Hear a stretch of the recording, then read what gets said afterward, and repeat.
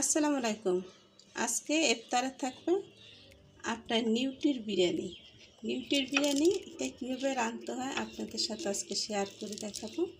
এইখানে নিয়েছি বাসমতি চাল, আর নিয়েছি এখানে গাজর, আর আপনার যে ক্যাপসিকাম, সেগুলো একসাথে নিয়ে তারপর আমি এটাকে আজকে বিরিয়ানি পাকাবো।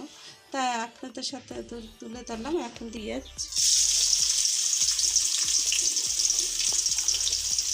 নিউটির বিরিয়ানিটা অনেক সুন্দর হয় খেতে। আপনার একবার হলো এই ইফতারের সময় এই নিউটির, এখন বাংলাদেশে অনেক সোয়াবিন পাওয়া যায় লেবে হলে। তা প্রথম পেঁয়াজটা একটু ভেজে নিচ্ছি। পেঁয়াজটা ভেজে নেওয়ার পরে তারপর আমি আস্তে আস্তে সাথে উপকরণ করে এখানে মিশাবো। পেঁয়াজটা এক সাইডে রেখে এখন একটা ডিম দিয়ে দেব।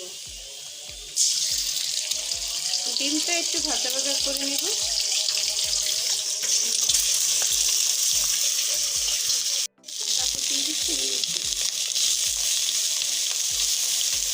আমি বড় সাইজেরটা নিয়েছি, আপনারা এতে বড় পেলে তারপরে নিতে পারেন, বা ছোটো করে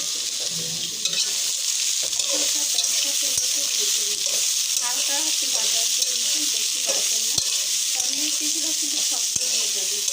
পেঁয়াজ ডিম একসাথে সাথে নিয়ে দিলাম, সাথে দিয়ে দেবো গাজর আর আপনার সাথে লাল মরিচ আর ক্যাপসিকাম, লাল ক্যাপসিকাম আর সবুজ ক্যাপসিকাম, দুটো একসাথে মিশিয়ে দিলাম। এখন এক এক করে সব মশলা দিয়ে দেবো। দিয়ে দিচ্ছি আদার পেস্ট, আদা রসুনের পেস্ট একসাথে দিয়ে দিলাম 1 চামচ। আর এখন দিয়ে দিচ্ছি আপনার ধনিয়া জিরার গুঁড়া। আমি আজকে একটু শর্টকাটে করে বানাচ্ছি। একটু দিয়ে দিচ্ছি লাল মরিচের গুঁড়া, একটু দিয়ে দেবো আপনার গরম মশলা গুঁড়া, দারচিনি, এলাচ, লং, শাহি জিরা, পোস্তদানা সব কিছু মিলিয়ে গুঁড়ো করে নেবেন। লবণটা দিয়ে দিচ্ছি। এখানে কিন্তু কালোটাও যাবে, নেড়ে চেড়ে একটু রান্না করে নেব। নিউটি থেকে অল্প একটু করে পানি ছাড়বে, একটু বেশি পানিতে ভিজানো ছিল।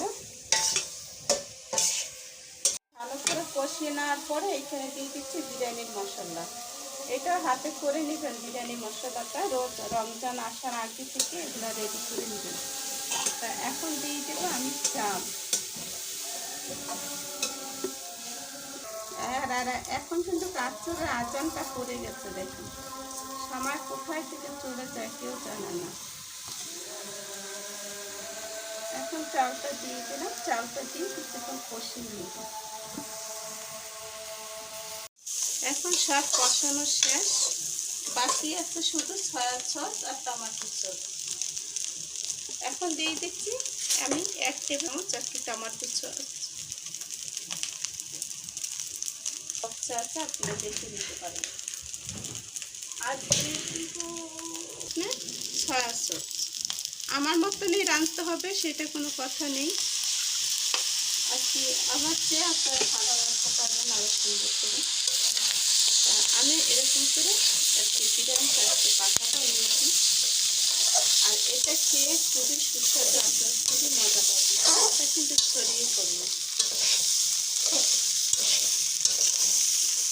আমি এখানে আলু দিয়েছি, এখন দিয়ে দিচ্ছি পানি, কারণ কষানো শেষ। পানি যেটুকু লাগবে সেই পরিমাণ মতন চালটা সিদ্ধ হওয়ার জন্য, শুধু চাল সিদ্ধ হওয়ার জন্য পানিটা দরকার।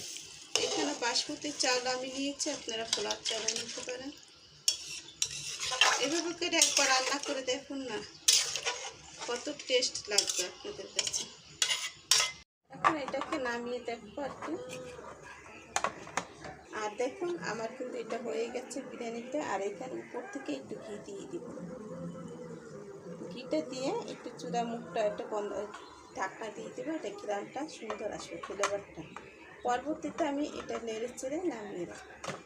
রেসিপিটা আপনাদের কাছে অবশ্যই ভালো লাগবে। আর ভালো লাগলে অবশ্যই লাইক শেয়ার কমেন্ট করবেন, পাশের বেল বাটনটা ক্লিক করবেন। এই রোজা রমজানের দিনে ভাজা পোড়া খেতে খেতে এখন আর ভালো লাগছে না, তাই মাঝে মধ্যে বিরিয়ানি খিচুড়ি এগুলো সব মিলিয়ে খাবেন। তারা একটু তেল জিনিসটা একটু কম খেলে শরীরের জন্য খাবেন। তাহলে আজকের মতন বিদায় নিচ্ছি বন্ধুরা, আল্লাহ হাফেজ।